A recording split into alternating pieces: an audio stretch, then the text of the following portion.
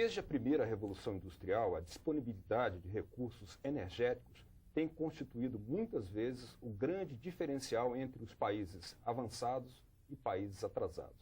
Mais do que isso, o acesso a essas fontes de recursos energéticos leva muitas vezes a humanidade a graves disputas e até mesmo a guerras. Essa é a linha de raciocínio que embasou o pronunciamento recente do senador José Jorge, do PFL pernambucano, no qual defendeu que o Brasil dê mais prioridade à exploração e uso a fontes renováveis de energia. Esse é o tema em debate do programa Cidadania, no qual conta com a presença do senador José Jorge, do PFL pernambucano, e também do professor Bautista Vidal, que é físico e um dos idealizadores do Proálcool, uma das fontes renováveis de energia aplicadas com sucesso no Brasil. Mas antes de passarmos ao debate, nós vamos assistir a um pequeno vídeo da nossa produção. As reservas dos combustíveis fósseis, como o carvão e o petróleo, estão se esgotando em todo o mundo. Além dessas fontes de energia não serem renováveis, a sua utilização é prejudicial ao meio ambiente e à população. A emissão de gases poluentes gera danos irreversíveis à natureza. A solução pode ser o uso de fontes renováveis, como a energia do sol e dos ventos. O Senado já aprovou o projeto que estimula o uso de energias alternativas. Para o autor da proposta, senador Carlos Patrocínio, a iniciativa poderá reduzir o consumo de eletricidade. Economia do governo federal, porque não tem que estar fazendo sempre hidroelétrica. Quando se pensa em gerar mais energia, se pensa na hidroelétrica. E até em outras fontes, como nós temos aí, o problema das usinas nucleares. Então, energia para o governo, energia para a população e, sobretudo, a preservação do ecossistema, ou seja, o atendimento ao meio ambiente. Senador José Jorge, do seu pronunciamento, o senhor não apenas destacou o grande potencial que o Brasil tem para o uso de outras fontes de energia limpa, energia renovável, mas também fez uma relação entre essa característica, essa qualidade brasileira e a sua possibilidade de usá-la para alavancar novos impulsos de desenvolvimento econômico e social. Podia abordar mais ou menos essa linha de raciocínio que o senhor empregou no pronunciamento? Pois não. Na realidade, nós temos dois aspectos aí a considerar. Em primeiro lugar, é que no Brasil há uma oferta pequena de energia, no sentido de atendimento da demanda. Enquanto em muitos países do mundo, como por exemplo na Europa, mesmo na Argentina, já é uma oferta de energia superior à demanda, nós aqui temos uma demanda reprimida. Quer dizer, o exemplo grande foram esses apagões que nós tivemos aqui na região, inclusive aqui em Brasília, na região sudeste toda. Poderemos ter a qualquer momento novamente, porque a nossa demanda está bastante próxima da oferta, portanto, isso traz uma insegurança grande no sistema. Por um lado. Por outro lado, o desenvolvimento, isso se por um lado é negativo, por outro lado é positivo no sentido de que demanda uma certa capacidade de novos investimentos. Porque, por exemplo, um país que já tem toda a sua capacidade energética atendida, ele não tem mais possibilidade de investir na produção de energia elétrica. E o Brasil não. O Brasil é um mercado potencial para novos investimentos na área de energia elétrica.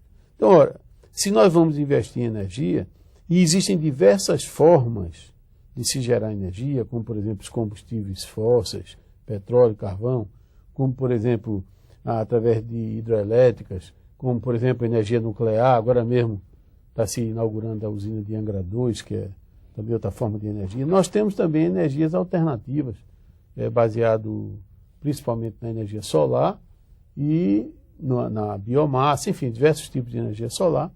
E nós então fizemos esse pronunciamento no sentido de chamar a atenção da nação. É verdade que entre os estudiosos isso já é bastante conhecido, até muito mais até do que da forma como eu coloquei nesse pronunciamento. Mas quando você fala no Senado, você não está falando somente para os especialistas, você está falando para o Brasil. Então a minha ideia, exatamente como não especialista, vamos dizer assim, foi exatamente trazer esse assunto para que o Senado discuta, para que o Brasil discuta, e para que o Brasil possa tirar a oportunidade de fazer um atendimento, fazer uma produção maior de energia, como também realizar novos investimentos nessa área. Agora, de certa forma, no seu pronunciamento, o senhor mostrou uma espécie de estranheza com o fato de um programa como o Proálcool, baseado na biomassa, tão bem sucedido como exemplo alternativo ao combustível fóssil, com inúmeras outras vantagens, esteja mais ou menos relegado a um segundo plano, quando poderia ser um grande diferencial para o desenvolvimento do Brasil. Realmente o Proálcool ele veio com muita força no início. Na verdade, aconteceram diversos fatores que fizeram com que o Proálcool fosse pouco a pouco sendo, de certa forma, abandonado como prioridade governamental. Um deles, a gente não pode deixar de lado, que é o fato de que, na época que o Proálcool foi lançado, se esperava que o preço do barril do petróleo, ao invés de cair, subisse. Na verdade, o preço do barril do petróleo, que chegou a dar até $40 por barril, bateu até 11 ou 12, se não me engano. Atualmente está numa fase novamente de aumento desse preço, e quanto mais caro for o barril de petróleo, evidentemente que mais viável fica produzir álcool para ele ser não só adicionado à gasolina, como também ser utilizado, como foi muitas vezes aqui no Brasil, através do programa de carros e de táxi, enfim, qualquer tipo de mobilidade a álcool. Então eu acho que a biomassa, quer dizer, a produção de álcool, é um programa que tem que ser priorizado, de olho não só no presente, mas principalmente de olho no futuro.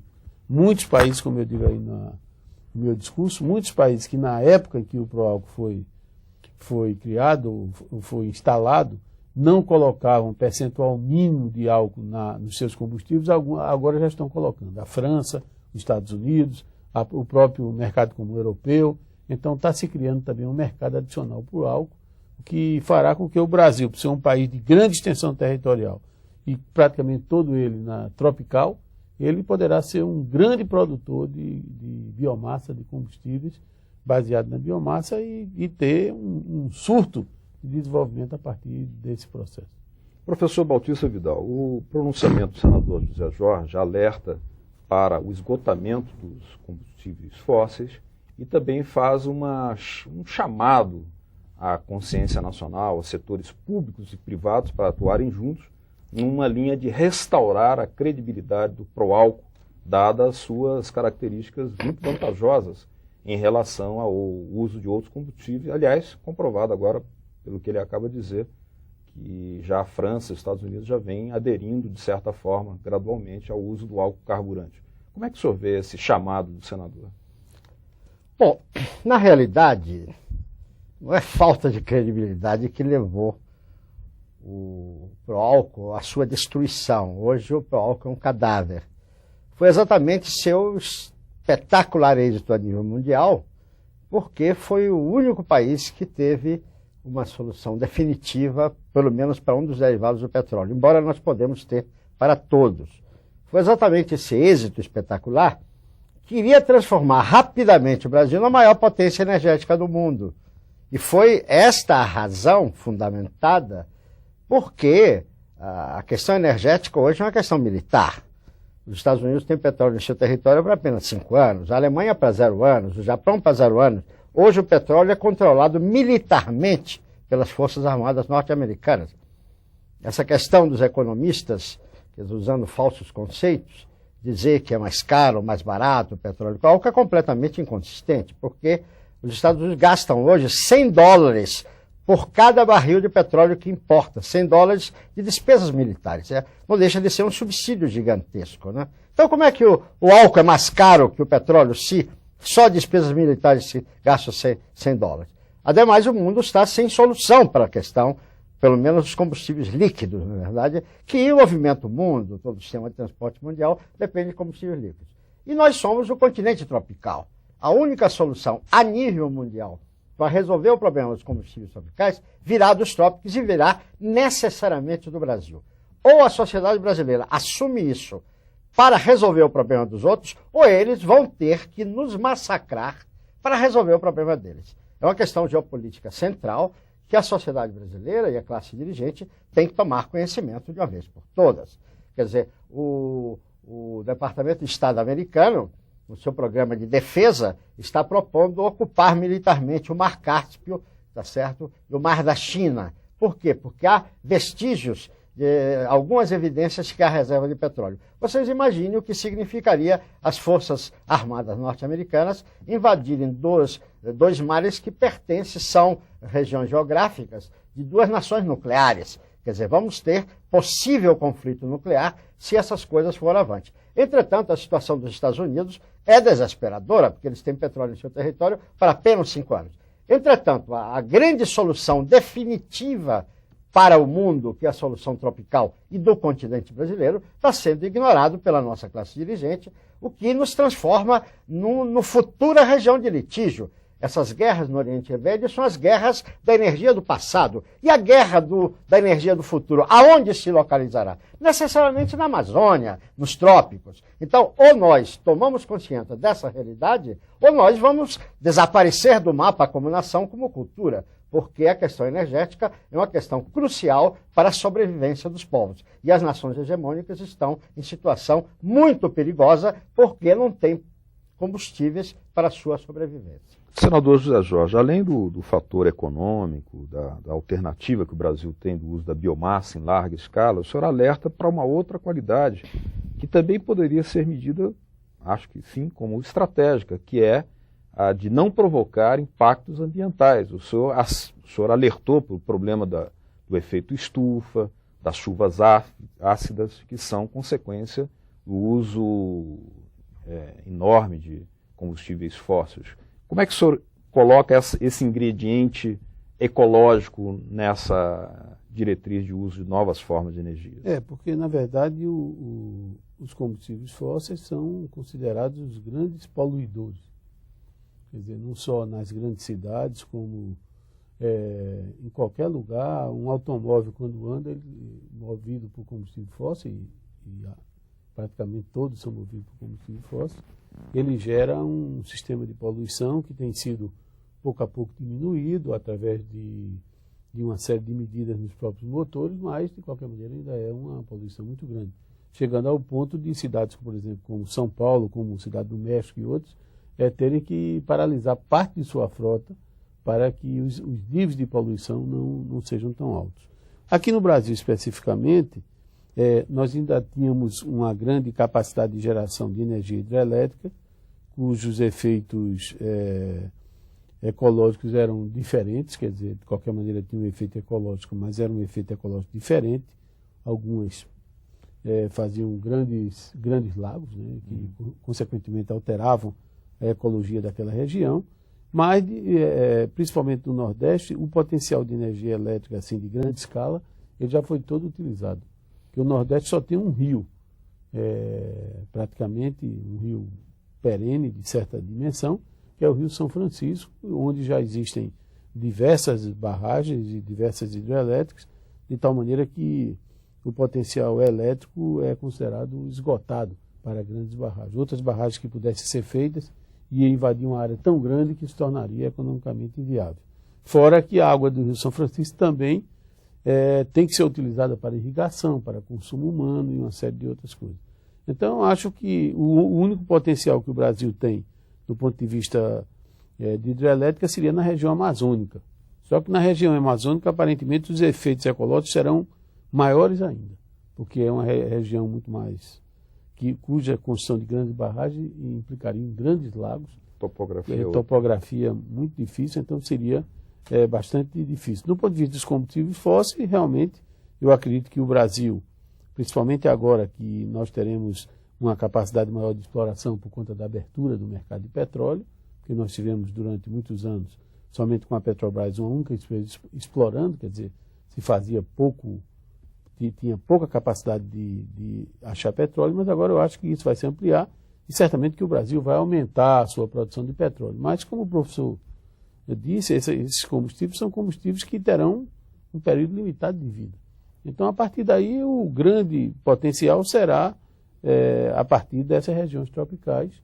E nós temos, então, a biomassa, temos a energia eólica e temos a energia solar, como se chama comumente, através de células fotovoltaicas, que também é o que, aparentemente, tem um desenvolvimento mais atrasado do ponto de vista tecnológico. Então, eu acho que a gente tem que, ao mesmo tempo que pensa no presente, com a questão das hidrelétricas que ainda se possa fazer, com a própria questão da descoberta de novas fontes de petróleo, tem também que dar alta prioridade à questão da exploração da energia solar, porque essa poderá, como o professor, aliás, explicou também, poderá ser uma fonte de desenvolvimento para o país.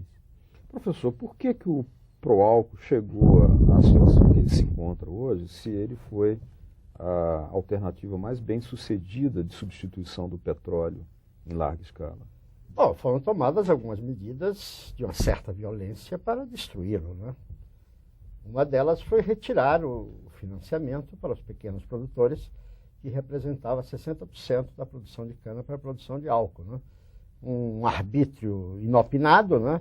Que fez faltar álcool. Um país que tem potencialidade para produzir 1000 vezes mais álcool do que produz, foi cortado o financiamento e houve uma interrupção, e claro, as pessoas que compravam automóvel deixaram de comprar, porque sem a garantia de haver o combustível, nós chegamos a importar o venenoso e perigosíssimo metanol para substituir o álcool, na verdade, fruto dessa medida arbitrária e violenta. Bom, além disso, a falta de uma política adequada, porque uma política absurda de não levar em conta a renda nacional, só levar em conta jogo de preços, frutos de dumpings, como é esse do petróleo. O petróleo é um violentíssimo dumping de natureza militar imposto ao mundo para inviabilizar suas formas alternativas. Não há disputa de nenhuma qualidade. O que há é preço. O preço do petróleo hoje é menor do que era antes da crise de 73, quando se admitia que o petróleo é ilimitado. Ele está com seus dias contados e o preço é mais barato. Quer dizer, uma manipulação de natureza geopolítica muito forte. Então, enquanto o raciocínio for esse, nós estamos condenados à inviabilidade. As políticas básicas estão profundamente equivocadas. Os economistas têm que entender um pouco de natureza, entender um pouco como é que as coisas se constroem. Eles que não sabem plantar uma alface decidem tudo sobre o país. Assim não é possível. Nós estamos caminhando para a ruína porque as políticas são exclusivamente financeiras do interesse de máfias internacionais que manipulam a moeda falsa de controle internacional do poder.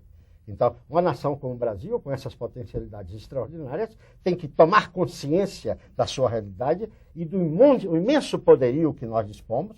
E, claro, a questão energética é crucial. Quem não tem energia não tem nada, não tem nenhuma condição de desenvolver. Por exemplo, eu que sou nordestino, sou baiano, me imagino a riqueza que seria a região nordestina se as suas grandes fontes energéticas renováveis limpas fossem aproveitadas. Entretanto, isso que poderia ser condições para dar um nível muito superior ao nível europeu de riqueza do seu povo, é a causa da sua tragédia, por uma incompetência da classe dirigente que não toma a realidade do espaço em que nós estamos, do nosso território, que no fundo é a forma mais brutal de colonialismo, né? Quando nós não olhamos para o que somos, o que temos, o que somos capazes de fazer, nós nos condenamos à inviabilidade. Então eu vejo com muita alegria o pronunciamento do senador, porque como um homem culto, foi 2 vezes secretário de Educação do Estado de Pernambuco, quer dizer, levanta uma questão absolutamente crucial. Nós temos que assumir o nosso país,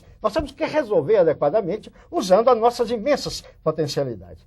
Um relatório norte-americano, do World Watch Institute, um relatório prevê que haverá um grupo no mundo que chama o E8, de Environment, Ambiente, em que coloca o Brasil como a grande solução do planeta, de 2 questões absolutamente cruciais, que é a questão energética, né?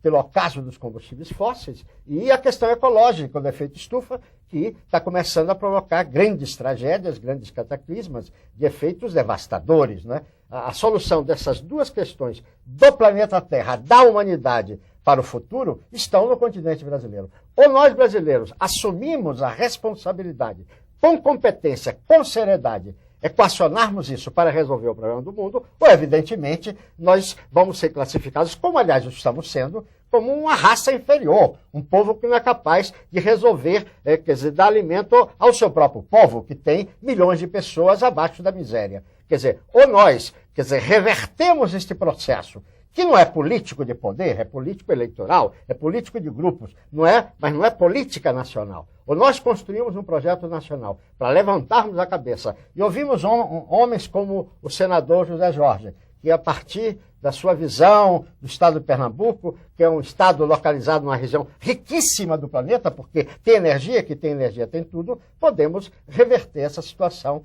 de desespero em que nos encontramos. Bom, fontes renováveis de energia é o tema em debate do programa Cidadania. No próximo bloco, nós vamos ainda tocar na proposta que o senador faz sobre a exploração de energia eólica, de outras fontes de energia, mas a gente volta já já. Sigam com a nossa programação.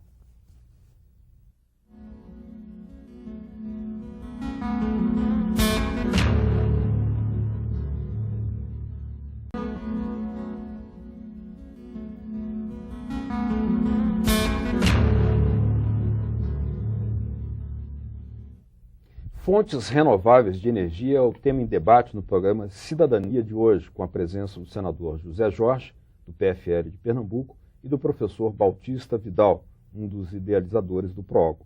Senador José Jorge, o senhor propôs uma série de recomendações para que o Brasil explore a energia eólica, a energia dos ventos. E o senhor, como nordestino, sabe muito bem que aquela agradável brisa é ali uma riqueza imensa que poderia ser desenvolvido e utilizado em favor do desenvolvimento até da região. Quais são as vantagens, os alcances e os limites dessa proposta e quais são as recomendações que o senhor faz? Olha, veja bem, na realidade a energia eólica, dessas diversas formas de energia, geração de energia renovável, foi a que teve uma tecnologia que cresceu mais rapidamente. Quer dizer, se conseguiram construir grandes cataventos, vamos dizer assim, que produzem uma quantidade de energia que a torna viável economicamente. Então, em muitos lugares do mundo, na Europa, nos Estados Unidos, boa parcela, ou pelo menos uma parcela já bastante inicial, mas já boa, da energia consumida, ela já vem sendo gerada através da energia eólica, isto é, do uso do movimento dos ventos. Por exemplo, só para dar um exemplo, na Espanha tem uma província de Navarra, cuja produção de energia elétrica, já 25% é gerada através de energia eólica. Aqui no Brasil, as experiências ainda são muito pequenas. No caso específico de Pernambuco, nós temos uma central de energia eólica na ilha de Fernando de Noronha, que até pouco tempo toda a sua energia era produzida através de óleo diesel, que era transportado do continente até a ilha de Fernando de Noronha, porque lá não tem outra forma de energia. Então agora se construiu, e já a boa parcela da energia consumida lá é obtida através de energia eólica. E a ideia é que no futuro ela possa ser praticamente totalmente atendida através de energia eólica. Há uma experiência também interessante no Ceará, onde já existem 3 centrais de energia eólica, e também no Ceará já existe um mapa dos ventos, porque isso também é muito importante, porque esses ventos podem ser mapeados para você colocar essas centrais exatamente nos locais onde haja uma capacidade maior de geração de energia.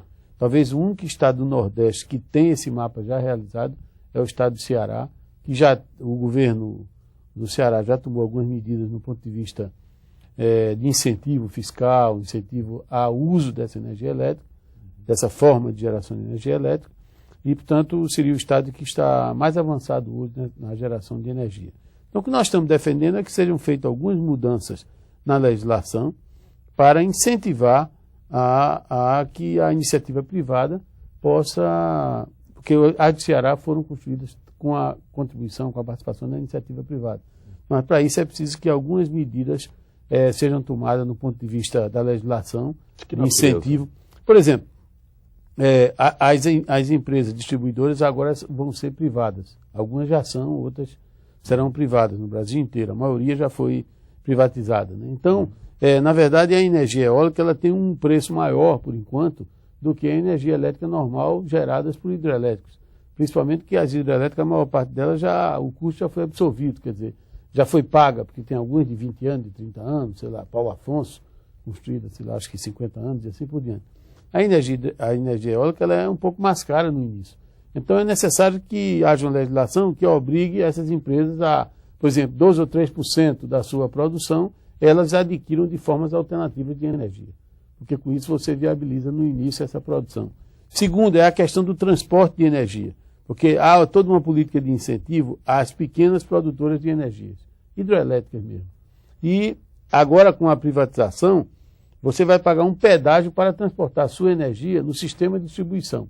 Então é necessário que as energias das pequenas centrais, ou mesmo das centrais de energias alternativas, qual é que seja delas, elas têm uma tarifa diferenciada em relação aos grandes blocos de energia das hidroelétricas. É incentivo nesse sentido. Certo. Tipo de financiamento também, por exemplo, lá no Nordeste nós temos o FINO e o FNE. No FINO é possível obter financiamento para construção de plantas alternativas de energia elétrica. Já no FNE não é ainda, então é preciso que seja.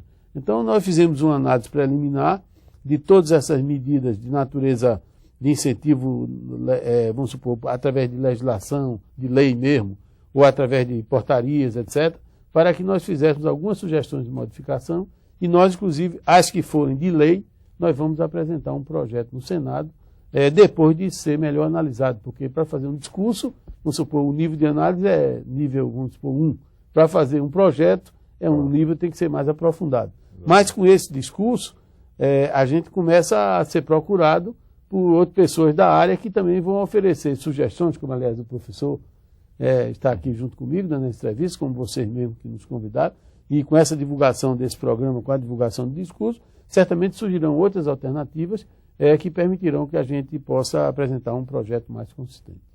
Senador, professor Bautista Vidal, senador não, professor Bautista Vidal, o senhor tem realçado muita importância do sol como a principal fonte energética e, no caso brasileiro, então, o sol abundante. Claro. Né? De certa forma, até a energia eólica, a explicação técnica para ela até é de que ela é um subproduto do próprio sol. Né? O diferencial de temperatura. Perfeitamente. Como é que o senhor imagina a possibilidade do desenvolvimento da energia eólica e de outras?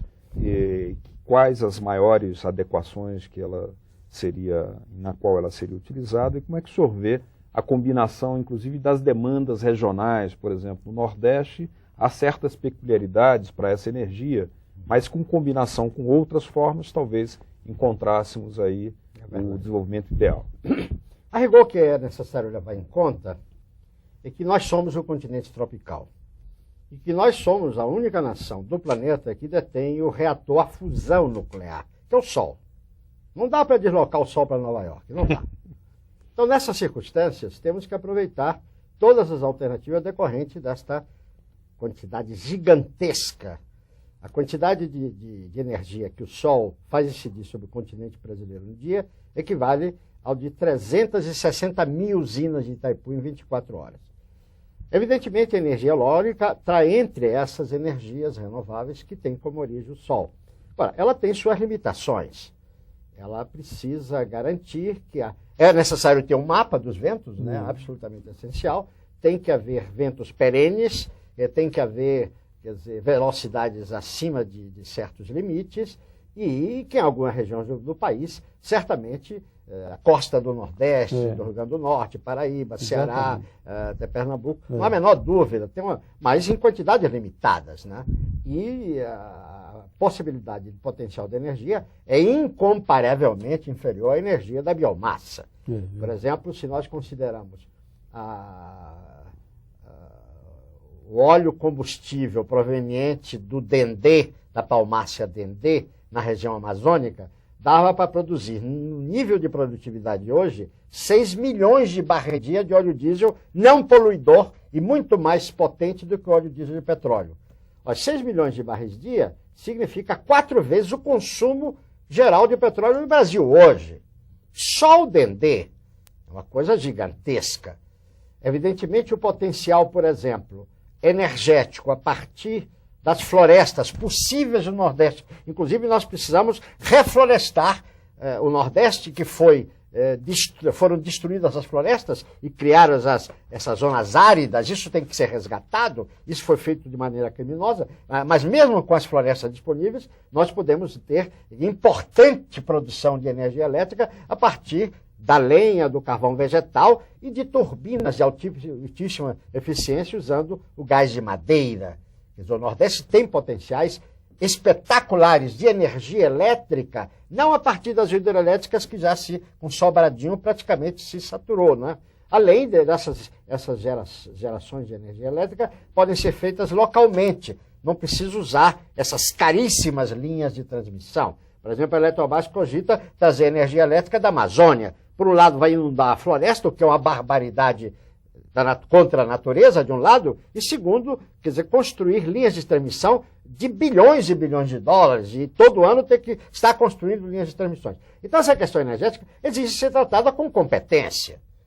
Essa história também de desviar o São Francisco, elevando a altura de 100 metros, isso é uma estupidez técnica.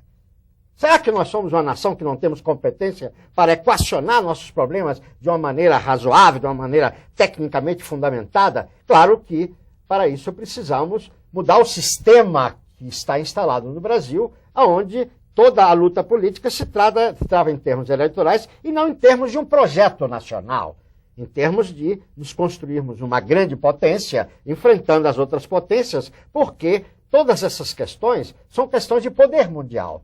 O Brasil está predestinado a ser uma grande potência. E, claro, qualquer iniciativa nessa área tem logo as restrições externas que dominam a nossa política, que dominam o nosso comércio, que domina de maneira absoluta a nossa mídia, claro, com exceção da TV Senado, né? Que abre espaço para coisas tão sérias serem discutidas. E o Senado é uma exceção, digamos, de passagem, não é verdade? Eu aqui aproveito a oportunidade para elogiar os senadores, né? O próprio presidente do Senado, que abre esse espaço para a sociedade brasileira. Já a grande mídia geral não se consegue discutir um minuto nenhuma questão crucial do mundo e do país. Evidentemente, por aí nós vamos num caminho equivocado. Então, as alternativas são muitas, elas precisam ser equacionadas e acredito que contribuições como essa do Senado e do senador Zé Jorge, homem do Nordeste, vêm ajudar a esclarecer muito desses pontos. Senador José Jorge, o senhor usou um raciocínio no seu pronunciamento que remete à questão, basicamente, para aquilo que o professor também está tratando, que é uma questão de projeto nacional de desenvolvimento. Quando o senhor diz que não é próspera uma nação que está deitada em berço esplêndido sobre essa riqueza que a natureza lhe deu, mas não sabe explorá-la. Isso é, na verdade, uma questão de projeto, de saber reconhecer essa riqueza e, ao mesmo tempo, ter uma linha de desenvolvimento capaz de reverter em favor da nacionalidade. Como é que o senhor... veja bem, na realidade, nós que somos pelo menos por enquanto, um país periférico, o desenvolvimento de tecnologia, de novas tecnologias, todo desenvolvimento tecnológico, ele é feito basicamente no primeiro mundo. E o primeiro mundo, ele não é tropical, o primeiro mundo é temperado, quer dizer, está noutra situação ecológica, noutra situação climática. Então se desenvolve muita tecnologia, principalmente no campo agrícola, por exemplo, que são voltados para a produção nos países de clima temperado. Quer dizer, praticamente não se desenvolve tecnologia para produzir, inclusive produtos agrícolas, soja, milho, em lugares tropicais. Por isso que no Nordeste, na verdade, não se consegue produzir em quantidade razoável, nas condições ecológicas, ou na quantidade de chuva, na quantidade de água que se tem, porque não existe uma tecnologia própria.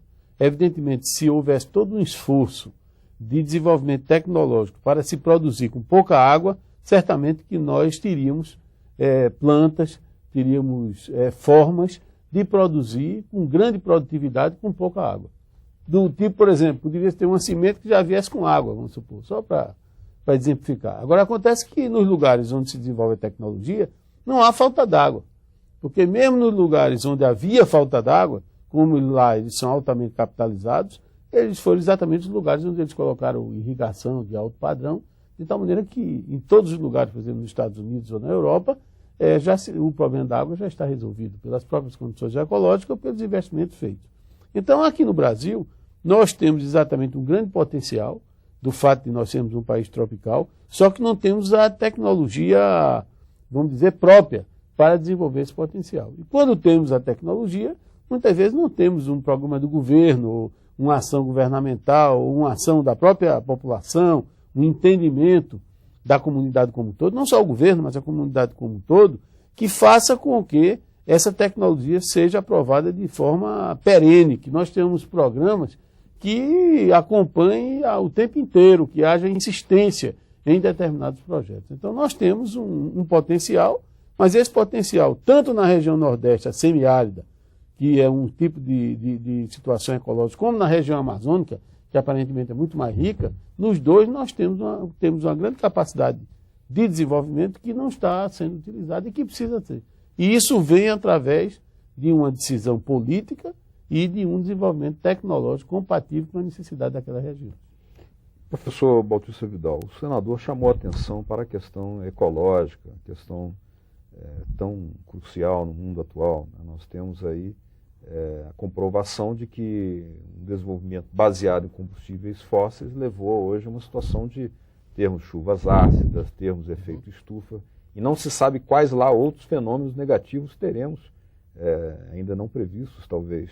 Como é que o senhor, dentro disso, coloca a importância estratégica da energia, essas fontes renováveis de energia, da biomassa, a energia à base do sol, para um mundo que está perplexo diante de altos riscos de contaminação ambiental? Bom, a causa principal discutível das grandes questões ecológicas, ambientais do planeta, é a queima desenfreada de combustíveis fósseis, né? Não só do petróleo, mas do carvão mineral. Só os Estados Unidos queima 600 milhões de toneladas de carvão mineral por ano. Organizações americanas exigem que essa queima de carvão mineral, não só na Alemanha, não só nos Estados Unidos, mas na Alemanha, no Japão, seja reduzida em 80%. Só que nos Estados Unidos, 82% da energia elétrica vem da queima do carvão mineral. Então, como é que eles vão fazer isso? Seria impossível. Eles entram em colapso. Então, eles estão continuando contaminando e podem provocar desastres fantásticos, destruindo o equilíbrio termodinâmico da ecosfera. E a única solução é a biomassa, porque a biomassa não só não contribui para os efeitos ecológicos graves, né, como inclusive reduz o acúmulo de CO2 queimado pelos combustíveis fósseis já feito, né? Então, definitivamente, a segunda grande crise mundial ecológica, o continente brasileiro é o único capaz de resolver.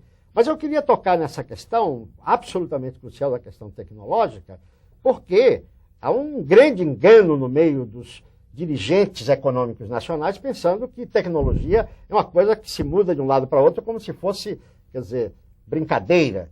A tecnologia é aplicada sobre os recursos naturais do local.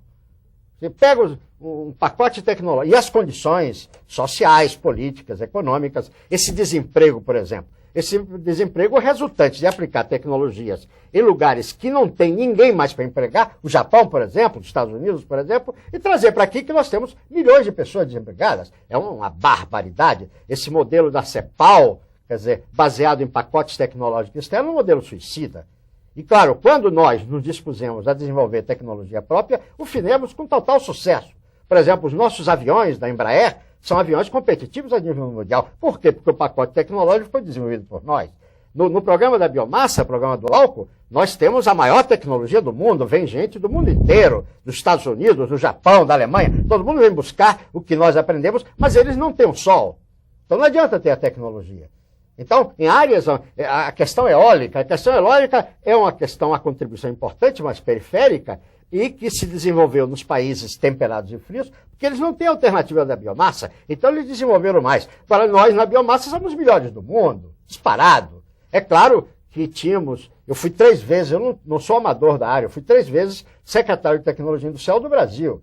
Nós tínhamos 180 institutos de competência mundial e praticamente todos foram fechados e destruídos por uma política absurda de jogo financeiro de moeda falsa. Quer dizer, nós estamos caminhando para o desastre, destruindo o que já fizemos, nós estamos retrocedendo 100 anos nesse processo. Então, o senador tem toda a razão. A questão tecnológica é uma questão absolutamente crucial. Mas não é a tecnologia dos outros que favorece os seus fatores, favorece as suas moedas que eles emitem e nós emitimos, desfavorece as nossas matérias-primas, desfavorece a nossa distribuição de trabalho. O pacote tecnológico é um pacote de poder. Trazer um pacote tecnológico do exterior, e eu fui responsável pela verificação e aprovação de milhares e milhares de pacotes. Na hora que se traz um pacote tecnológico do exterior, se está trazendo um cavalo de Troia. cheio de inimigos, que se implanta aqui e inviabiliza a solução dos nossos problemas. Não prioriza a mão de obra, não prioriza os nossos recursos naturais, não prioriza a nossa forma energética, que é disparada, a mais importante e a permanente, porque a única solução permanente energética para o planeta, sem dúvida alguma, são as regiões tropicais através dos seus combustíveis renováveis, né, e ademais limpos, né? São dois problemas absolutamente cruciais. Então foi muito oportuno o senador levantar essa questão tecnológica. Ou nós assumimos isso, e este modelo da CEPAL, volto a repetir, é o modelo suicida. Nós montamos a nossa estrutura de poder econômico, que é a produção, não é manipulação de dinheiro falso, não são especuladores, não são máfias internacionais. A riqueza se mede pelo solo, pela água, pela terra, pela capacidade do homem. Isso nós temos demais. Os nossos recursos são os recursos concretos que permitem a riqueza. E não essa manipulação delinquente da moeda falsa que está levando o mundo à ruína. Evidentemente, eles não têm solução energética, Usaram esse artifício para nos dominar. Vamos sair disso. Vamos levantar a cabeça e construir uma nação poderosa e, por que não, justa e amiga de todos. Bom, eu gostaria de agradecer a presença aqui em nosso estúdio do senador José Jorge, PFL de Pernambuco, ele que fez essa proposta para que o Brasil dê mais prioridade às fontes renováveis de energia eólica e várias outras, inclusive de restaurar a credibilidade do Proálcool, a sua função. E também agradecer a presença do professor Bautista Vidal, que é físico, ex-secretário de Tecnologia Industrial do Brasil, autor do livro Poder dos Trocos, e agradecemos também a sua atenção, pedimos que continuem com a nossa programação.